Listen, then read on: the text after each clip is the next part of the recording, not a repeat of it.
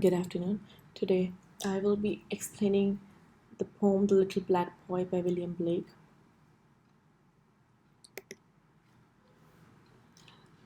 The Little Black Boy is a part of William Blake's collection The Songs of Innocence, published in the year 1789.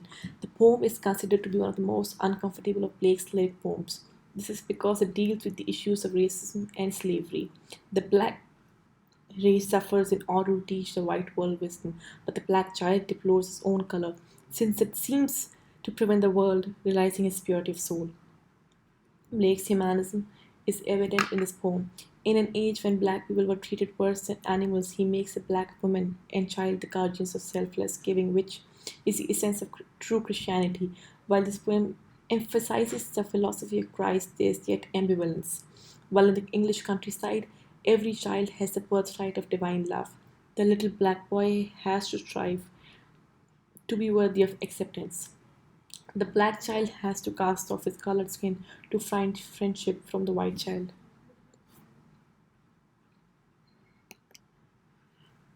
Coming to the questions,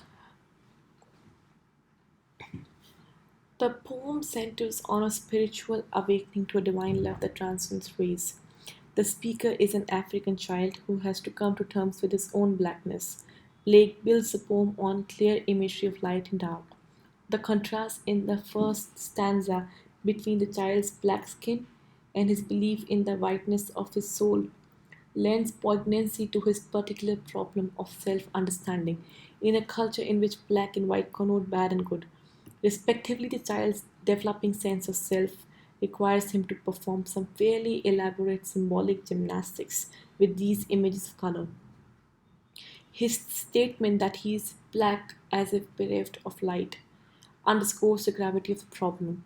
The gesture of his song will be to counteract this, as if in a way that shows him to be as capable and deserving of perfect love as a white person is.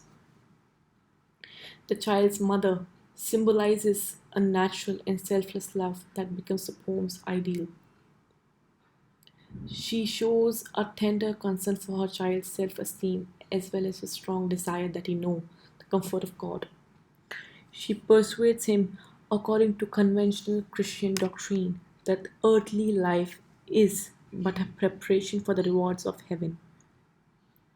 In this context, the dark skin is similarly but a temporary appearance with no bearing on their eternal essence skin, which is a factor only in this earthly life, becomes irrelevant from the perspective of heaven, body and soul, black and white, earth and heaven are all aligned in a rhetorical gesture that basically confirms the stance of Christian resignation.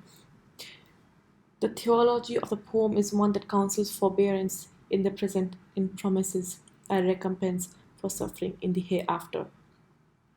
The black boy internalizes his mother's lessons and applies it in his relations with the outer world specifically. Blake shows us what happens when the boy applies it to his relationship with the white child. The results are ambivalent.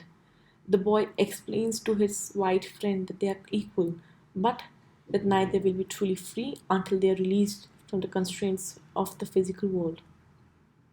He imagines himself shading his friend from the brightness of God's love until he can become accustomed to it. This statement implies that the black boy is better prepared for heaven than the white boy, perhaps because of the greater burden of his dark skin has posed during earthly life.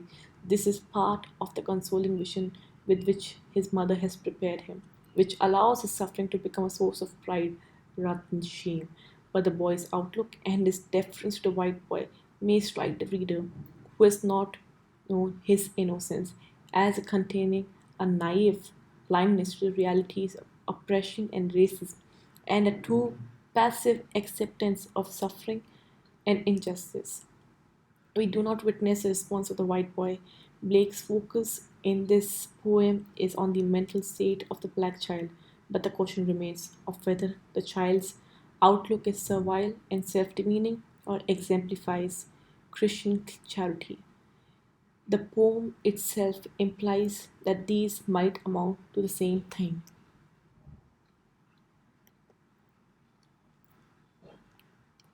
Now that I've explained to you the poem, please go through it carefully and listen to the whole presentation with full concentration, and it will answer all your queries and questions that are in the poem. Thank you.